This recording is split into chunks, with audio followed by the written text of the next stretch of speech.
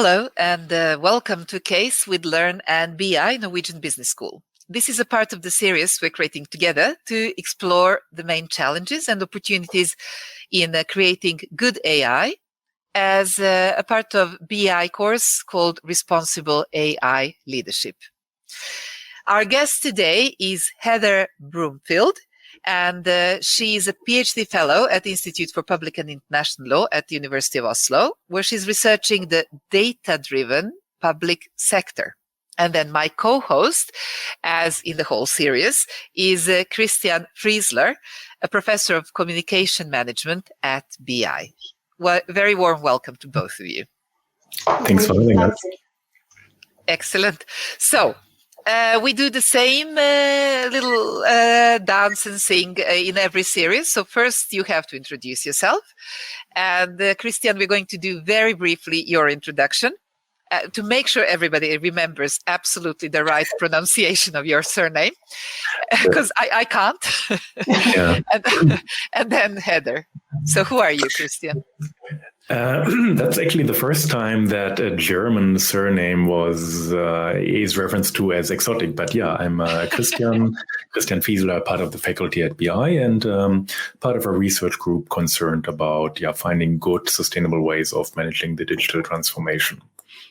And to pronounce my name in a very Germanic name, it's Fieseler. So you were spot on. You were spot on. Very good. And Heather? Yeah, I'm Heather Broomfield. Sorry. Who are you? I'm Heather Broomfield. I'm actually originally Irish, but I've lived here in Norway now for 20 years, give or take. So, I'm kind of probably a little bit Irish Norwegian now.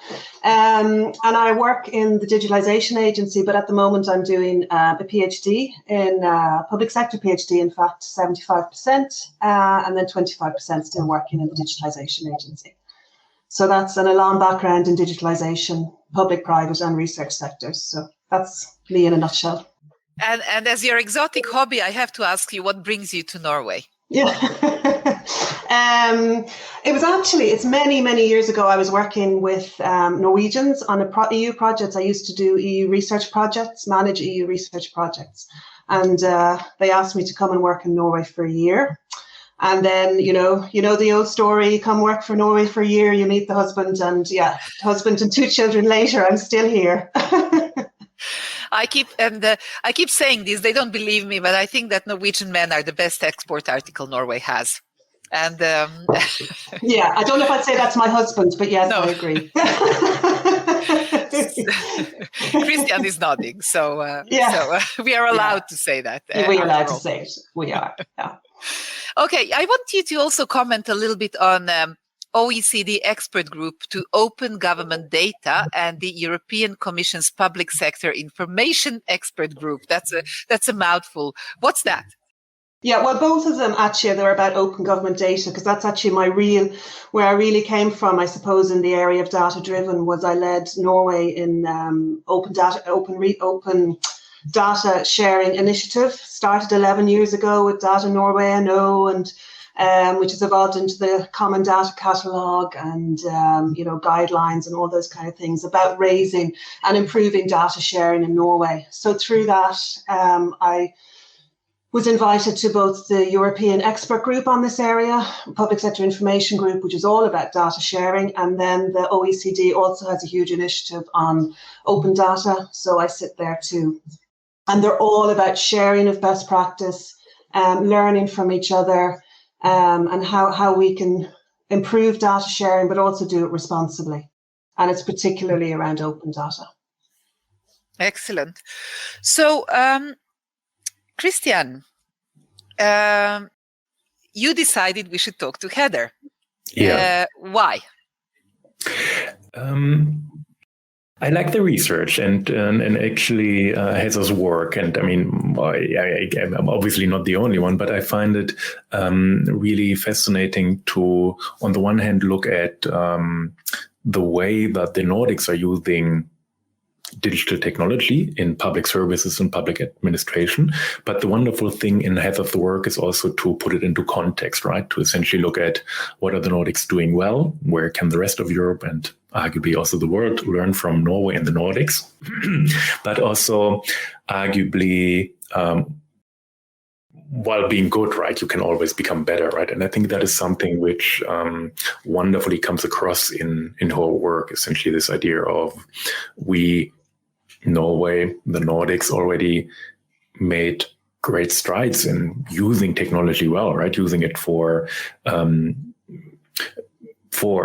making public services arguably oftentimes more accessible, more transparent, more easy to use, but we can still do better, right? And I think, Heather, your work is really, really instructive, at least to my understanding or to my reading on where we are, where we stand, and where we can go next, essentially, to make something which is really, really fantastic. Yeah. So I'm going to summarize this very, very briefly. Heather, just so you know, I often kind of translate things into very layman's language.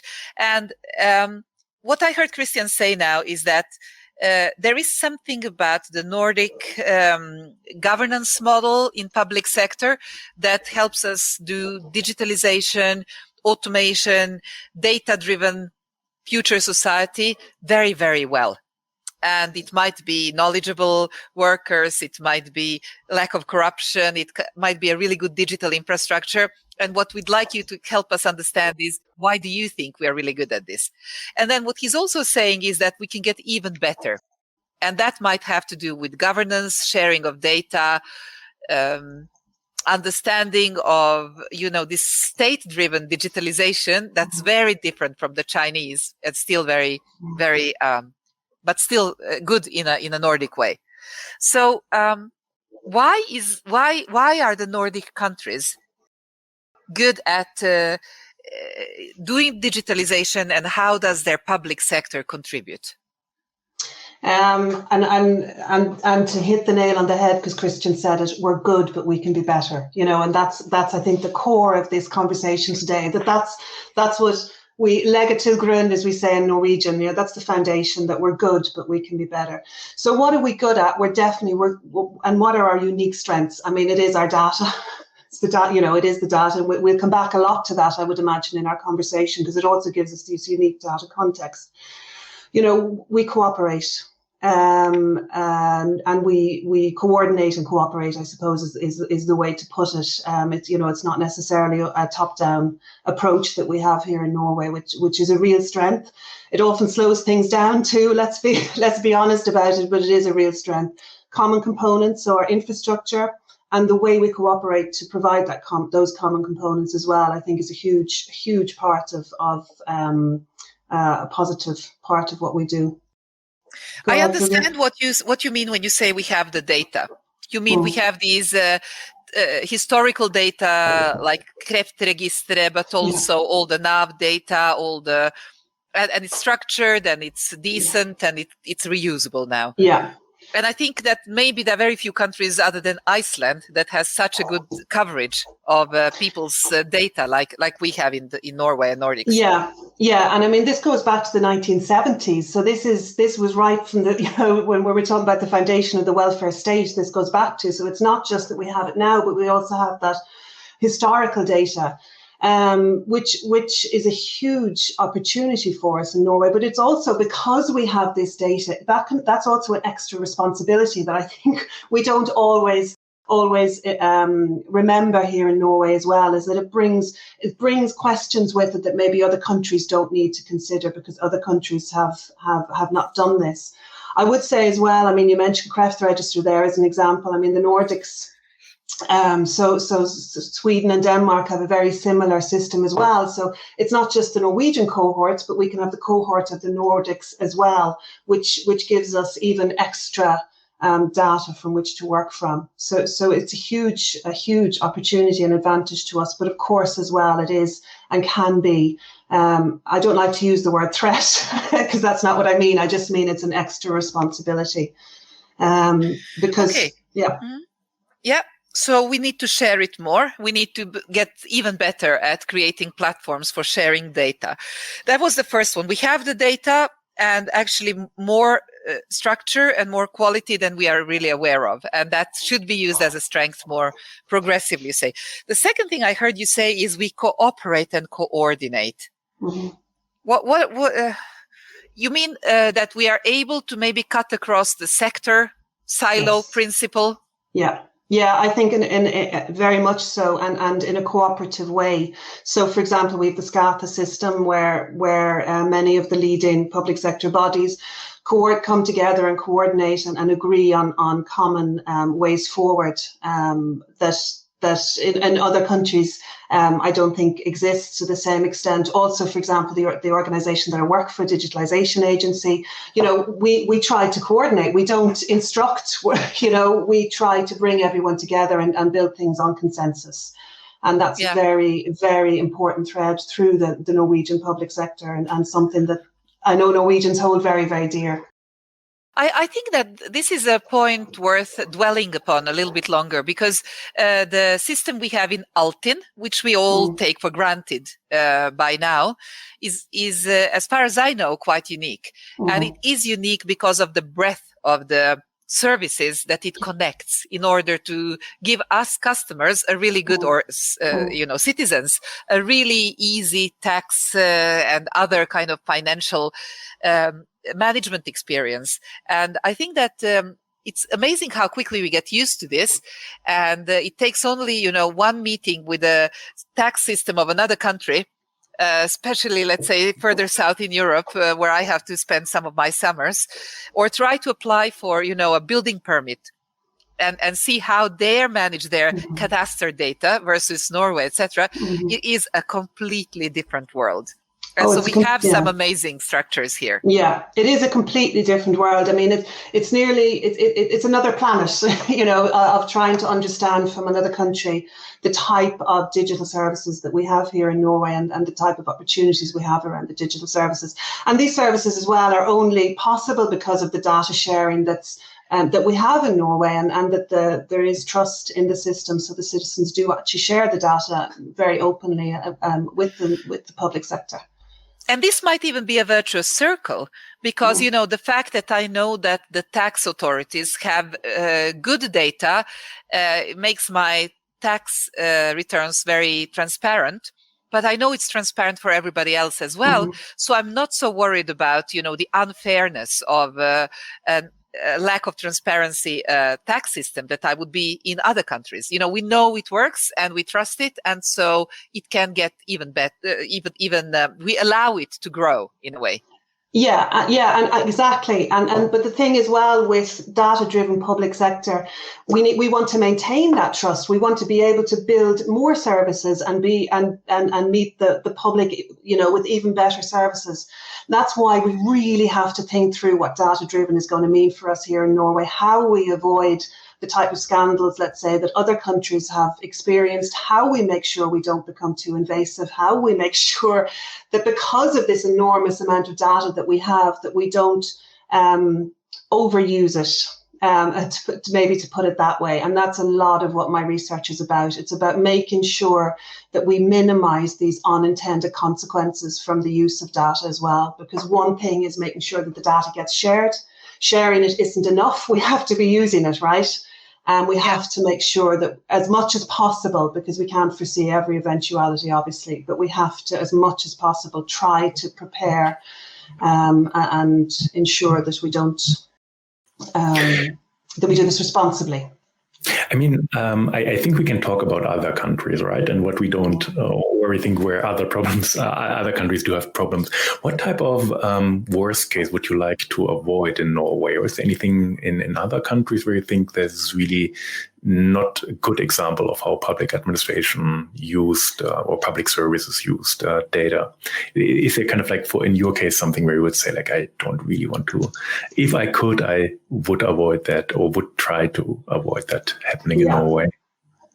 I think there's a few well-known examples now, pretty well-known examples. And I just want to kind of as well say that these in themselves are unintended consequences too. These were not foreseen, the potential impact. Yeah. So I think that's important to point out. This isn't. I think that's a really, really important point that you're raising, right? Because when we're saying there's never, I guess, nobody is really planning in public administration or anyway to say we do harm now with algorithm, right? But it is oftentimes this outcome of systems built upon systems upon systems. And not bringing in the right issue. Yeah, go ahead, Silvia. I'll get on to the examples. I just want to challenge you on that, because I'm thinking Cambridge Analytica was owned by the British state in their mother company at least, but it is an unintended consequence. It's just like Christian is saying, because it was never intended to be used in Western societies and for Trump and Brexit.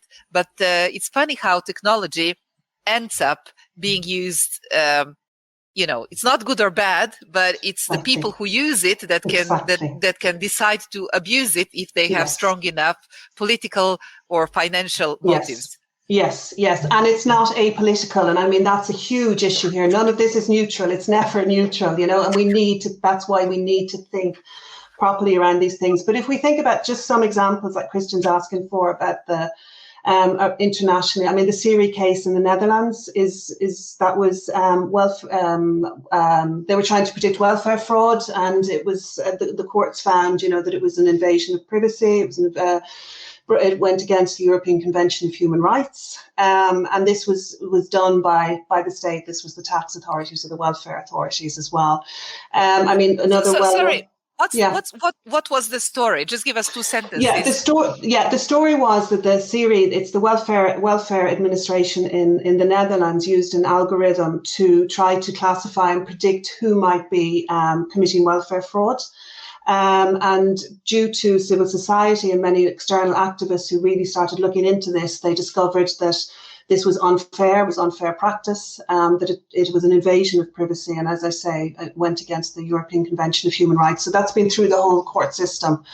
And as the government of the Netherlands, like that this was a failure. But I also want to say as well, I think this is hugely important, how many countries are having these experiences and these examples, but they're learning from it, right? In the Netherlands now, there's actually there's a role within the system in the Netherlands with responsibility for human rights to check, and to work with public administration in the Netherlands and how they use artificial intelligence to protect human rights and to advise and support there, In Scotland, for example, how they are learning from this type of problems and issues that have come up with AI and the public service.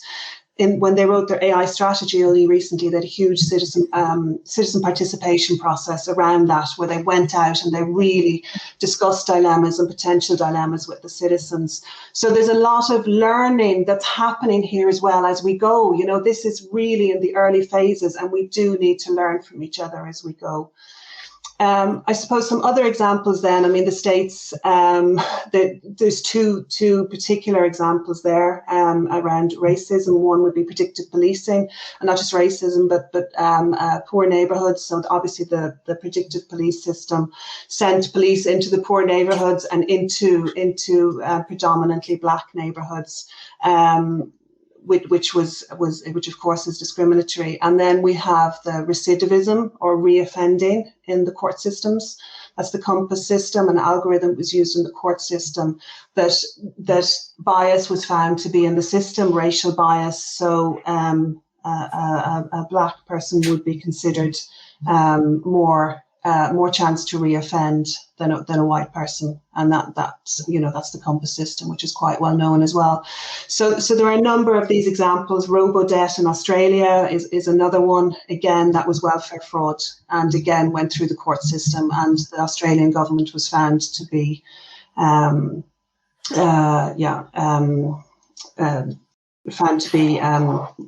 oh goodness, I can't even find the English. Unfair, thank you. Yeah, sometimes the English escapes me. So yeah.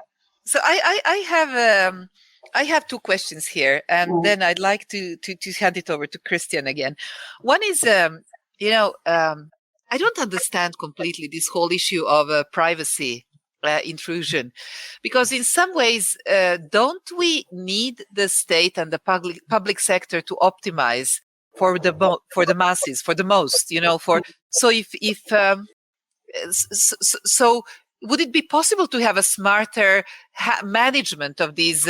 You discover cases, and then you have people checking them and discovering, is this real? Is this not real? We have to be super cautious, but I think the whole point of having a transparent and fair and efficient system is that people really can't cheat. If everybody can cheat and get away with it in the name of privacy, then, we might not believe in the system anymore. So I'm trying to provoke, the horror image you have in your mind is something like from the film Minority Report, where, everything is predicted and,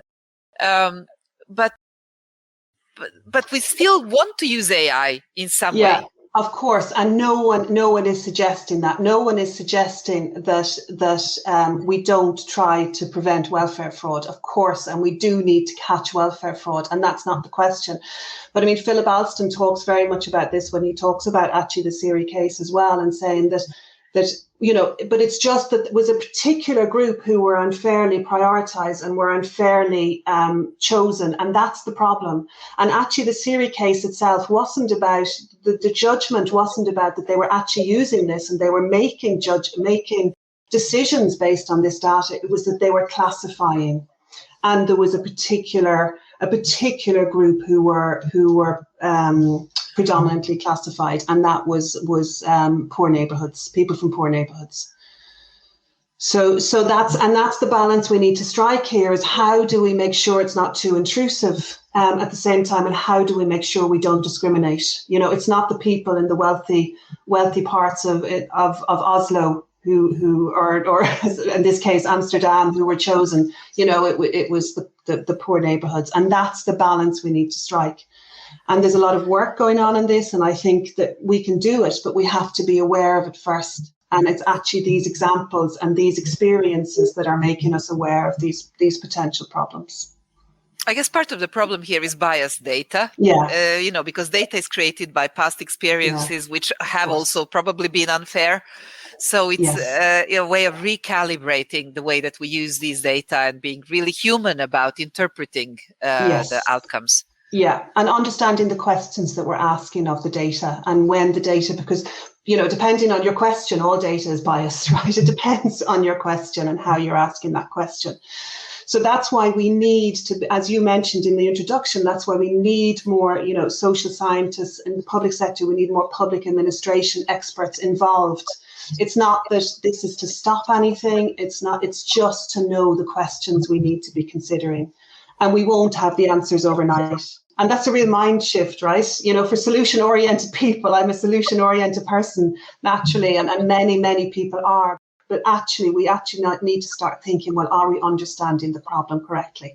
And then the solutions will hopefully come from that. I also want to ask you, or perhaps I'll ask Christian actually that question.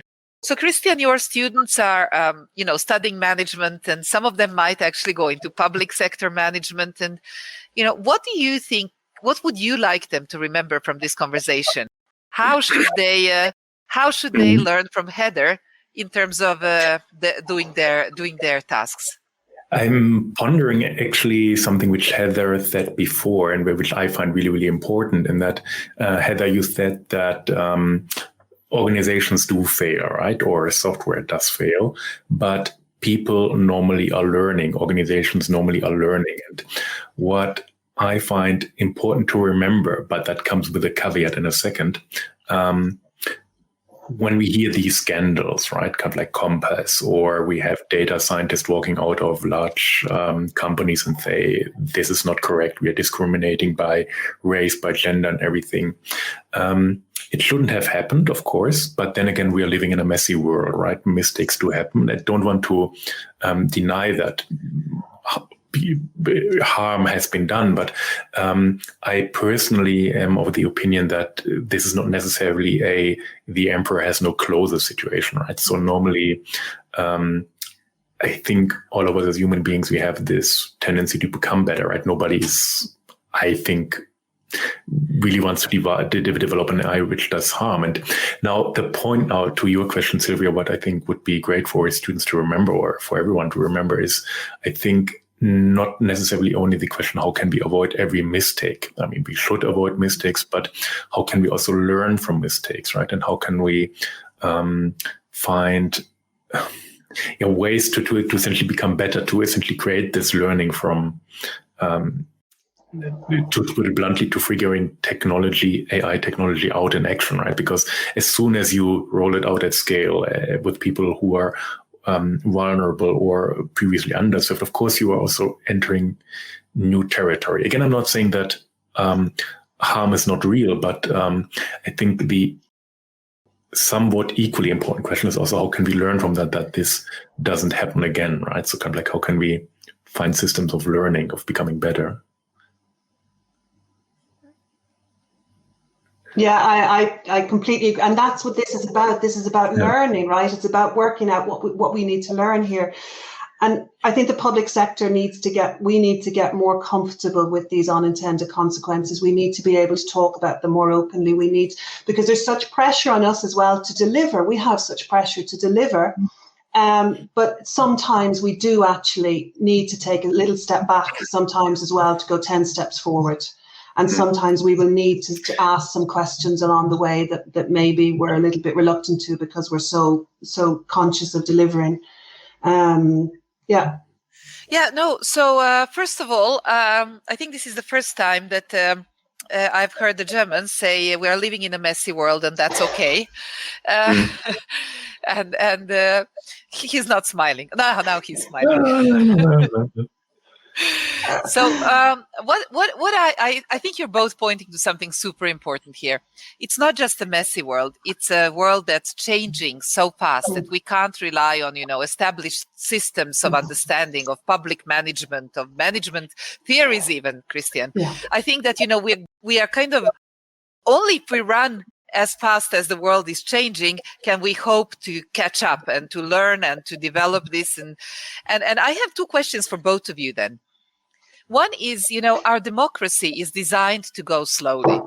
It has all kinds of security mechanisms built in based on consensus and, don't take risks because, in public sector, you'll be on the front page of every newspaper if you've done something that didn't end up the way it was supposed to end up. So how do we establish a management culture?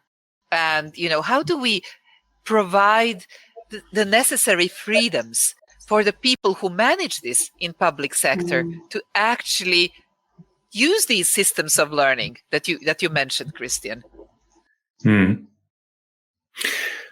That is a very good question. I think that at some point I have to also pass that over to Heather. I think my answer is essentially that I may be overcomplicating a little bit right now, but I think it's also a question of how much trust do you have as an organization that uses these systems to be allowed to experiment or to figure it out, right? And now trying to more immediately answer that question, as easy as it may sound, and I know it's not easy, but I think it comes down to a topic we also previously discussed, right? This idea of whenever you design something for somebody else who might also be very different from you, right? Kind of like different gender, different demographics, different income. I think we need to stay empathetic about that. We are building systems which impact lots and lots and lots of people, right? That we are developing something which is at scale and which doesn't have any easy recourse mechanism as a human conversation would normally have. So I think long-winded answer, but I think it all comes down to, on the one hand, having enough trust to figure things out, and also maybe in the run-up to try to establish some sort of trust in society or your populace, and then approaching that also with a healthy dose of empathy, whatever you develop and for whomever you develop something. Yeah, maybe I'll try and build it, because that is a very difficult question. I mean, I agree that, and I think trust is continuously built, right? It's not, it's fluid. So and issues like Syria in the Netherlands, etc., do of course damage trust, and they cause questions to be asked as well, which is not a bad thing at all, actually, that there are external questions asked. And I think maybe in public sector Norway, because we have trust and because we generally do a pretty good job, we don't necessarily get the external questions. We don't necessarily engage actively with the citizen that other countries might do. And civil society, for example, in this area isn't active in Norway. And maybe we need more questions from the outside, because we cannot be depend just on ourselves to get these questions. So I think that's something to really try to encourage, I think, and that we go to the public. In democracy, we go with dilemmas to them, to ask them questions and get their input as well. I think we need to be closer to the citizen. I think we need to be open when, not just on our failures, but also, we talk a lot about algorithm registers, for example. That's a very big thing. So there needs to be openness and transparency about what algorithms exist in the public sector. I'd like to see that, but I would also like to see a register or an information that tells us what hasn't gone ahead and why. Because I think that's a trust building thing as well. Has it not gone ahead because of a specific creep factor, that they felt it was too invasive, it was too expensive, whatever it was? I think that would be a really big contribution to learning, but also to citizen trust and our democracy, to be open about that. Not just what has not gone ahead, but perhaps also what has gone ahead and been stopped. Yes, exactly. So there's exactly. You could have three different areas. You can have the algorithms that are out there and open and used, and they can be evaluated or whatever. The ones that went into production and realized, okay, we need to stop, and then the ones that were stopped long before they ever and why internally. So I think that would be a help as well. This is complex. We've got to learn by doing, but we have to be open, and we have to be. I think there's a lot worse newspaper headlines based on things that we didn't think about than the ones that we did think about, and that we could stand over and say, okay, there was an unintended consequence there, but we had all these this work in place to try to help here. We did our best, rather than just being naive to this and just going ahead. If that makes sense.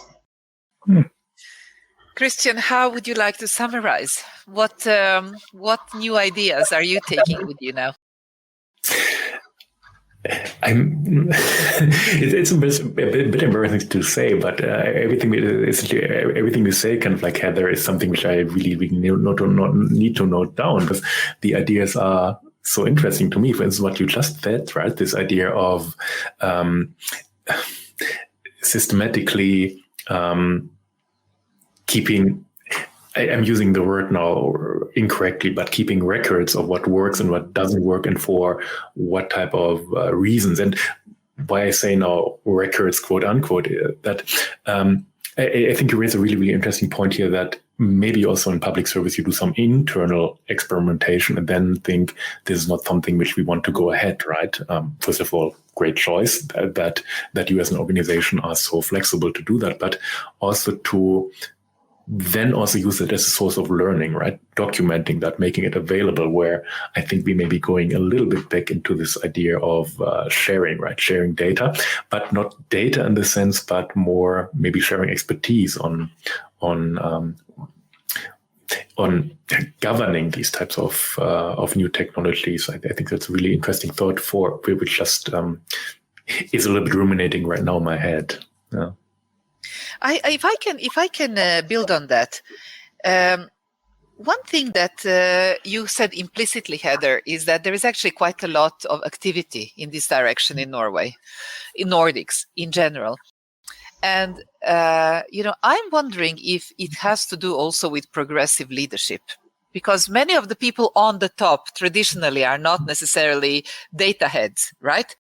And yet there seems to be some sort of a energy, some sort of an optimism, some sort of a, constructive willingness to try and digitalize, every department, every public institution, agency, like the one not just the one you're in, but, Miljødirektoratet, they're building their digital platforms. They want people to share their data. They want other people to use their, algorithms and data.